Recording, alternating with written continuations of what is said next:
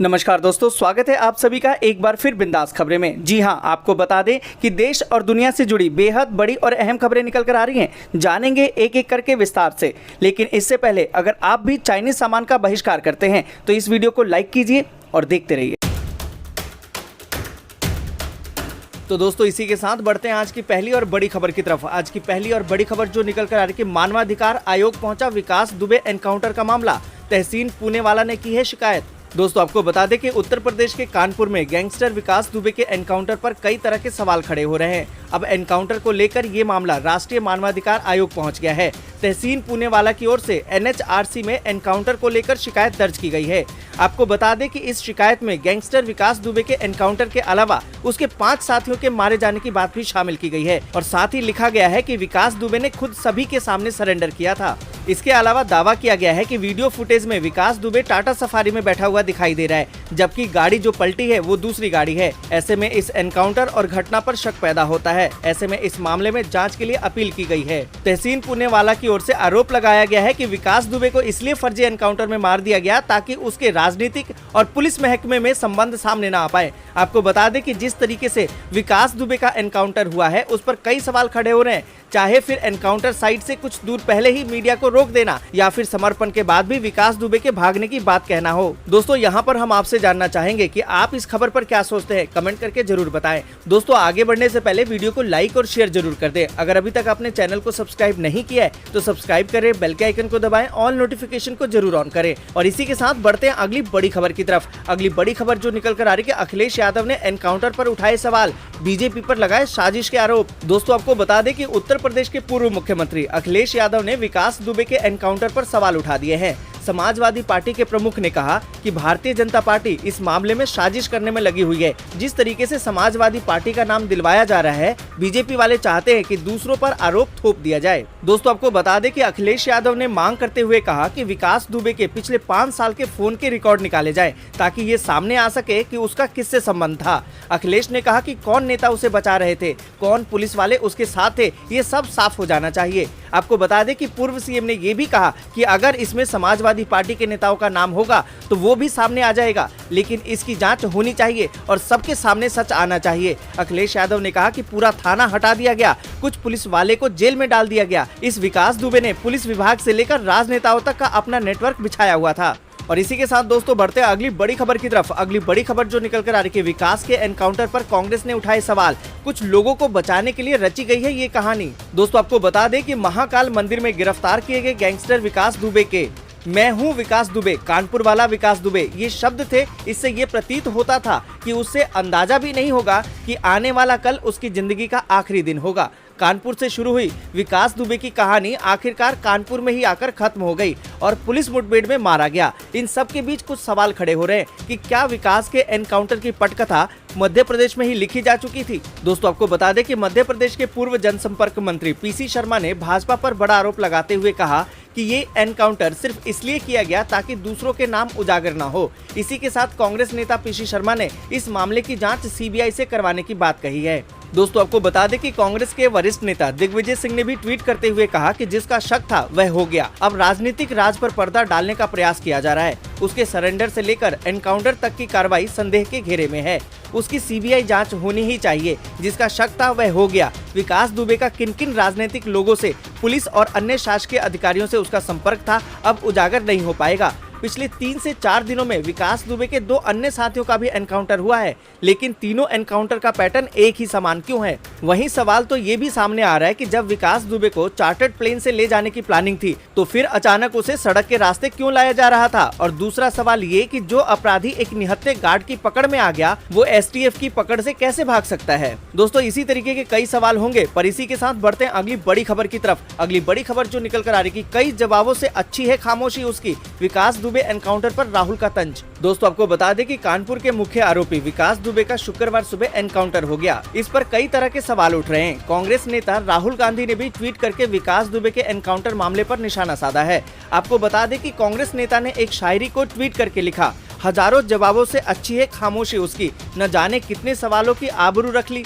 हालांकि राहुल गांधी ने अपने ट्वीट में एनकाउंटर को लेकर कोई जिक्र नहीं किया, लेकिन उनका निशाना वही रहा। गौरतलब है कि लगातार विपक्ष की ओर से आरोप लगाया जा रहा है कि विकास दुबे का एनकाउंटर इसलिए कर दिया गया ताकि पूछताछ में उसके राजनीतिक साथियों और पुलिस महकमे के साथ संबंध उजागर न हो जाए। आपको बता दें कि राहुल गांधी ने जो शेर ट्वीट के जरिए किया उसमें कुछ बदलाव किया गया है। जो ओरिजिनल शेर है वो इस तरह है कि कई जवाबों से अच्छी है खामोशी मेरी, न जाने कितने सवालों की आबरू रखे। और दोस्तों इसी के साथ बढ़ते हैं अगली बड़ी खबर की तरफ। अगली बड़ी खबर जो निकल कर आ रही है, ड्रैगन को तनाव बढ़ाना पड़ सकता है महंगा, उल्टा पड़ा भारत को कमतर आंकने का चीनी दाव। दोस्तों आपको बता दें कि आखिरकार चीन को वही करना पड़ा जो उसे बहुत पहले कर लेना चाहिए था। गलवान घाटी में ड्रैगन ने न सिर्फ अपने तंबू उखाड़े बल्कि सैनिकों को पीछे भेजने पर मजबूर होना पड़ा। दुनिया भर के सामरिक विशेषज्ञों का कहना है कि 15 जून की घटना के बाद लद्दाख में LAC पर मजबूत सैन्य तैनाती और लगातार अडिग रूप से भारत उसे करारा जवाब दे रहा था। साथ ही विस्तारवादी रूप और महामारी के कारण दुनिया भर में हो रही किरकिरी से भी चीन भारी दबाव में था, मगर इसके बावजूद वह सीमा पर भारत से उलझकर अपनी शक्ति प्रदर्शन कर रहा था। लेकिन इस बार उसका दाव उल्टा पड़ गया। साउथ चाइना मॉर्निंग पोस्ट के आंकलन के अनुसार 1962 का जख्म हरा करके चीन ने खुद का ही नुकसान कराया है। उसकी वजह से न केवल भारत और अमेरिका की दोस्ती बढ़ी है बल्कि भारत के साथ तनाव उसे और महंगा पड़ सकता है। और दोस्तों इसी के साथ बढ़ते हैं अगली बड़ी खबर की तरफ। अगली बड़ी खबर जो निकल कर आ रही है, LAC पर चीन के पीछे हटने के बाद राजनाथ सिंह ने तीनों सेना के प्रमुख के साथ की है बैठक। दोस्तों आपको बता दें कि रक्षा मंत्री राजनाथ सिंह ने पूर्वी लद्दाख में गतिरोध वाले इलाके से चीन के सैनिकों के वापस जाने के मद्देनजर सेना के शीर्ष अधिकारियों के साथ शुक्रवार को स्थिति की समग्र समीक्षा की है। आपको बता दें कि रक्षा मंत्री ने प्रमुख रक्षा अध्यक्ष जनरल विपिन रावत, थल सेना प्रमुख जनरल MM नरवणे, नौसेना प्रमुख एडमिरल करमवीर सिंह और वायुसेना प्रमुख RKS भदौरिया और अन्य वरिष्ठ सैनिक अधिकारियों के साथ बैठक में स्थिति की समग्र समीक्षा की। दोस्तों आपको बता दें कि सेना प्रमुख ने किसी भी स्थिति से निपटने के लिए क्षेत्र में भारतीय सेना की तैयारियों के बारे में रक्षा मंत्री को जानकारी दी और साथ ही पूर्वी लद्दाख में वास्तविक नियंत्रण रेखा पर हालात के अलावा अरुणाचल प्रदेश, उत्तराखंड और सिक्किम के सभी संवेदनशील इलाकों में मौजूदा स्थिति के बारे में भी उन्हें अवगत कराया। उन्होंने बताया कि दोनों पक्षों ने अस्थायी कदम के तौर पर गतिरोध वाले तीनों इलाकों में गलवान घाटी, गोगरा और हॉट स्प्रिंग में 3 किलोमीटर का बफर जोन बनाने का काम पूरा कर लिया है। और दोस्तों इसी के साथ बढ़ते हैं अगली बड़ी खबर की तरफ। अगली बड़ी खबर जो निकल कर आ रही है, बोइंग ने पूरी की अपाचे और चिन्यूक हेलीकॉप्टर की डिलीवरी, भारतीय एयरफोर्स को कहा थैंक यू। दोस्तों आपको बता दें कि बोइंग इंडिया ने भारतीय वायुसेना को अपाचे अटैक और चिन्यूक हैवी लिफ्ट हेलीकॉप्टरों की तय संख्या की डिलीवरी कर दी है। डिलीवरी के बाद बोइंग ने इंडियन एयरफोर्स को पार्टनरशिप के लिए धन्यवाद किया है। आपको बता दें कि बोइंग इंडिया कंपनी की तरफ से बयान जारी करके इस बात की जानकारी दी गई है। और आपको बता दें कि अब भारतीय वायुसेना के पास 22 अपाचे अटैक और 15 चिन्यूक हेलीकॉप्टर है। हेलीकॉप्टर की डिलीवरी ऐसे समय में हुई है जब पूर्वी लद्दाख में चीन के साथ लाइन ऑफ एक्चुअल कंट्रोल यानी कि LAC पर तनाव चल रहा है। हालांकि चीनी सैनिक गलवान घाटी में झड़प वाली जगह से 2 किलोमीटर पीछे हट गए हैं। भले ही चीनी सैनिक पीछे हट गए हों, लेकिन इसके बावजूद भारत अलर्ट है और किसी भी तरह से चीन पर भरोसा करने के मूड में नहीं है। और दोस्तों इसी के साथ बढ़ते हैं अगली बड़ी खबर की तरफ। अगली बड़ी खबर जो निकल कर आ रही है कि रेस्टोरेंट में कॉन्टैक्टलेस फूड ऑर्डर करना होगा आसान, स्कैन टू ऑर्डर सर्विस शुरू कर रही है ये कंपनी। दोस्तों आपको बता दें कि अगली बार जब आप रेस्टोरेंट जाएंगे तो कॉन्टैक्टलेस फूड ऑर्डर भी कर सकेंगे। दरअसल फाइनेंशियल टेक्नोलॉजी प्लेटफॉर्म पेटीएम ने कई रेस्टोरेंट समेत कई फूड चेन के साथ कॉन्टैक्टलेस फूड ऑर्डर सर्विस शुरू किया है।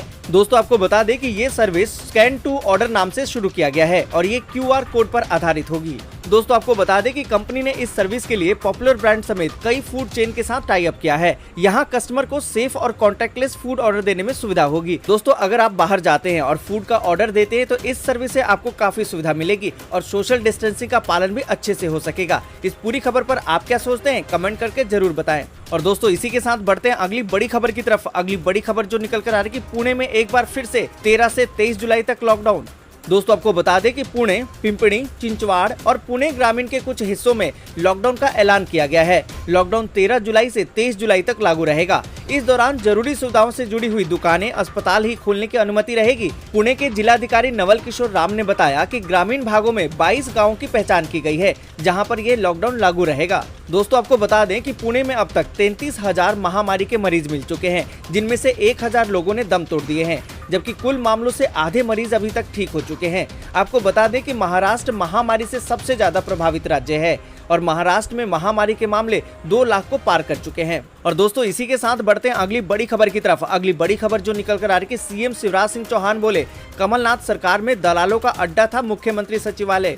दोस्तों आपको बता दें कि मध्य प्रदेश सरकार में कैबिनेट विस्तार होने के बाद सीएम शिवराज सिंह चौहान खुलकर कांग्रेस नेता कमलनाथ पर तीखी बयानबाजी कर रहे हैं। दोस्तों आपको बता दें कि पूर्व की कमलनाथ सरकार का वर्णन करते हुए सीएम शिवराज सिंह चौहान ने कहा कि वल्लभ भवन यानी कि मुख्यमंत्री सचिवालय को दलालों का अड्डा बना दिया गया था। कमलनाथ के नेतृत्व में कांग्रेस की सरकार ने मध्य प्रदेश को कई साल पीछे कर दिया। इसके साथ ही उन्होंने कहा कि ये हम नहीं, कांग्रेस के ही मंत्री उस समय कहते थे। और इसी के साथ दोस्तों बढ़ते हैं अगली बड़ी खबर की तरफ। अगली बड़ी खबर जो निकल कर आ रही है, केजरीवाल सरकार के आदेश, अब दिल्ली से कोई भी करा सकता है महामारी जाँच। दोस्तों आपको बता दें कि दिल्ली में बढ़ते महामारी प्रसार को रोकने के लिए केजरीवाल सरकार ने अब रैपिड एंटीजन टेस्ट को मंजूरी दे दी है, जिसके बाद अब हर कोई महामारी की जाँच करवा सकता है। अधिक से अधिक महामारी जाँच करवाने के लिए दिल्ली सरकार ने ये फैसला लिया है। आपको बता दें कि आदेश के अनुसार दिल्ली सरकार की डिस्पेंसरी और पॉलीक्लिनिक्स में रैपिड एंटीजन टेस्ट किट के जरिए ये टेस्ट करवाया जा सकता है। इसका टाइमिंग सुबह 9 बजे से लेकर 12 बजे के बीच होगा। दोस्तों आपको बता दें कि दिल्ली में कोई भी शख्स जिसे महामारी होने का शक हो या डर सता रहा हो, अब वो दिल्ली सरकार की डिस्पेंसरी या पॉलीक्लिनिक में जाकर अपने शक को दूर कर सकता है। यहाँ पर रैपिड एंटीजन टेस्ट किट द्वारा उसकी महामारी जाँच की जाएगी। हालांकि जिसकी रिपोर्ट पॉजिटिव आती है उसको RT-PCR टेस्ट भी करवाना होगा। और दोस्तों इसी के साथ बढ़ते हैं अगली बड़ी खबर की तरफ। अगली बड़ी खबर जो निकल कर आ रही है, चिराग पासवान ने बढ़ा दी है नीतीश की टेंशन, अब 94 सीटों पर ठोका है दावा। दोस्तों आपको बता दें कि बिहार विधानसभा चुनाव को लेकर सियासत अब और तेज हो गई है। लोक जनशक्ति पार्टी यानी कि LJP के राष्ट्रीय अध्यक्ष और सांसद चिराग पासवान ने बिहार में NDA की टेंशन बढ़ा दी है। इससे बिहार के मुख्यमंत्री और JDU नेता नीतीश कुमार की दिक्कतें बढ़ती दिख रही हैं।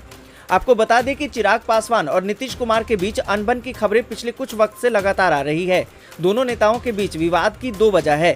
पहली वजह है सीटों के तालमेल का मुद्दा, फिर चाहे वह बिहार विधानसभा परिषद की 12 सीटें हों और रिक्त सीटों पर राज्यपाल द्वारा नामित किए जाने वाले सदस्यों का हो, या फिर बिहार विधानसभा चुनाव में सीटों के बंटवारे का। दोस्तों आपको बता दें कि चिराग पासवान की मांग है कि बिहार विधानसभा परिषद में उनकी पार्टी को 2 सीटें दी जाएं और बिहार विधानसभा में कम से कम 43 सीटें दी जाएं।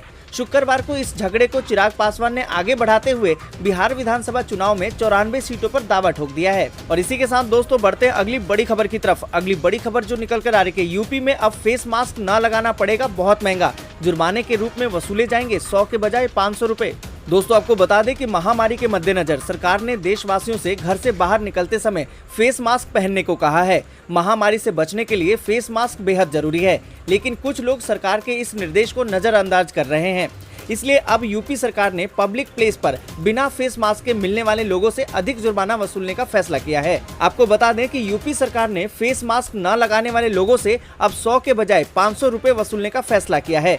इस बात की जानकारी प्रदेश के मुख्य स्वास्थ्य सचिव अमित मोहन प्रसाद ने दी है। दोस्तों आपको बता दें कि उन्होंने बताया कि इस दौरान प्रदेश में महामारी संक्रमण के 1347 नए मामले सामने आए हैं। प्रदेश में इस बीमारी से इलाज करा रहे लोगों की कुल संख्या 11,024 है। इसके अलावा अब तक 21,787 मरीज पूरी तरह से ठीक होकर घर जा चुके हैं। और दोस्तों इसी के साथ बढ़ते हैं अगली बड़ी खबर की तरफ। अगली बड़ी खबर जो निकल कर आ रही है, चिराग पासवान बोले कि महामारी के दौरान बिहार विधानसभा चुनाव कराने से लोगों की जान खतरे में पड़ सकती है। दोस्तों आपको बता दें कि लोक जनशक्ति पार्टी यानी कि लोजपा अध्यक्ष चिराग पासवान ने कहा कि न सिर्फ बिहार बल्कि पूरा देश महामारी से प्रभावित है। इसने केंद्र और बिहार के वित्त को प्रभावित किया है। इन सबके बीच चुनाव कराने से राज्य पर और अधिक वित्तीय बोझ बढ़ेगा। दोस्तों आपको बता दें कि महामारी फैलने के बीच बिहार विधानसभा चुनाव कराए जाने पर विपक्षी राष्ट्रीय जनता दल के चिंता प्रकट करने के कुछ दिनों बाद ही शुक्रवार को भाजपा के सहयोगी दल लोजपा ने कहा कि यह चुनाव लोगों की जान को खतरे में डाल सकता है और मतदान प्रतिशत भी बहुत कम रह सकता है। उल्लेखनीय ये है कि राज्य में अक्टूबर-नवंबर में विधानसभा चुनाव होने वाले हैं। हालांकि चुनाव आयोग ने इसके कार्यक्रम के बारे में अभी तक कोई आधिकारिक घोषणा नहीं की है। दोस्तों आपको बता दें कि पासवान ने ट्वीट किया कि चुनाव आयोग को व्यापक चर्चा के बाद निर्णय लेना चाहिए। कहीं ऐसा न हो कि भारी आबादी खतरे में पड़ जाए।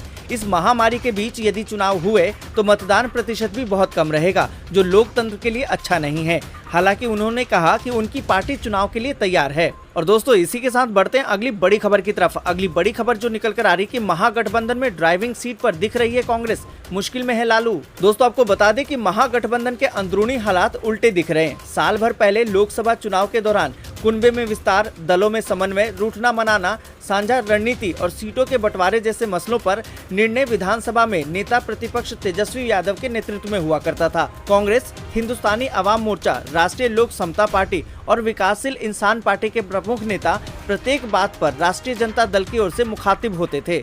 उसके फैसलों पर सारे दलों की सहमति भी होती थी, परंतु अब की तेजस्वी नेपथ्य में खड़े हैं। महागठबंधन की ड्राइविंग सीट पर कांग्रेस दिख रही है। पिछले 3 दिनों से बिहार कांग्रेस प्रभारी शक्ति सिंह गोहिल अन्य घटक दलों से समन्वय बनाने की कोशिश कर रहे हैं। आपको बता दें कि सार्वजनिक तौर पर दावा ये किया जा रहा है कि महागठबंधन में सब कुछ ठीक है और चुनाव की अधिसूचना के पहले तक सारे मसले सुलझा लिए जाएंगे। और दोस्तों, इसी के साथ बढ़ते हैं अगली बड़ी खबर की तरफ। अगली बड़ी खबर जो निकल कर आ रही है कि मध्य प्रदेश उपचुनाव में बीजेपी बनाएगी 15 महीने बनाम विकास का नैरेटिव। दोस्तों, आपको बता दें कि मध्य प्रदेश में मंत्रिमंडल विस्तार के बाद भाजपा अब उपचुनाव की तैयारी कर रही है। दोस्तों, आपको बता दें कि विधानसभा का उपचुनाव शिवराज सरकार के स्थायित्व के लिए बेहद महत्वपूर्ण है। लिहाजा राज्य के दिग्गज नेताओं के अलावा कई केंद्रीय नेता भी इस चुनाव के लिए कैंपेन करेंगे। आपको बता दें कि महामारी काल होने की वजह से भाजपा इस उपचुनाव में सोशल मीडिया और वर्चुअल रैली का सहारा लेगी। पार्टी सूत्रों ने बताया कि प्रचार अभियान के पहले दौर में पार्टी 60 वर्चुअल रैलियां करेंगी, जिसकी शुरुआत पिछले महीने हो गई है। दूसरे दौर में 24 रैलियां की जाएंगी, जो अगस्त में शुरू होगी। इन रैलियों को राज्य के नेताओं के अलावा केंद्रीय गृह मंत्री अमित शाह और पार्टी के राष्ट्रीय अध्यक्ष जेपी नड्डा संबोधित करेंगे।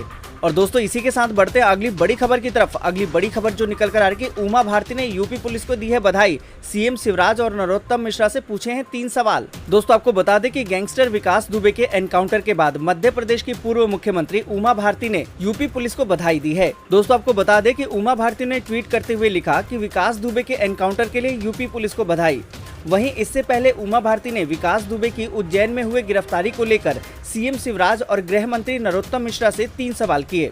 दोस्तों, आपको बता दें कि उमा भारती ने शिवराज सिंह चौहान और गृह मंत्री नरोत्तम मिश्रा से पूछते हुए कहा कि 3 बातें रहस्य की पर्दे में हैं और पहला है कि वह उज्जैन तक कैसे पहुंचा, दूसरा कि महाकाल परिसर में कितनी देर रहा और तीसरा कि उसका चेहरा टीवी पर इतना दिखा दिया गया कि कोई उसे पहचान लेता तो उसको पहचानने में इतना समय कैसे लगा। इस विषय पर बात अवश्य करूंगी, किंतु यह सच्चाई तो सामने आ गई है कि भगवान महाकाल ने देवेंद्र मिश्र जैसे ईमानदार पुलिस अधिकारी के अपराधी का संहार कर दिया। दोस्तों, आज के लिए बस इतना ही। वीडियो को लाइक और शेयर जरूर कर दें। अगर अभी तक आपने चैनल को सब्सक्राइब नहीं किया है तो सब्सक्राइब करें, बेल के आइकन को दबाएं और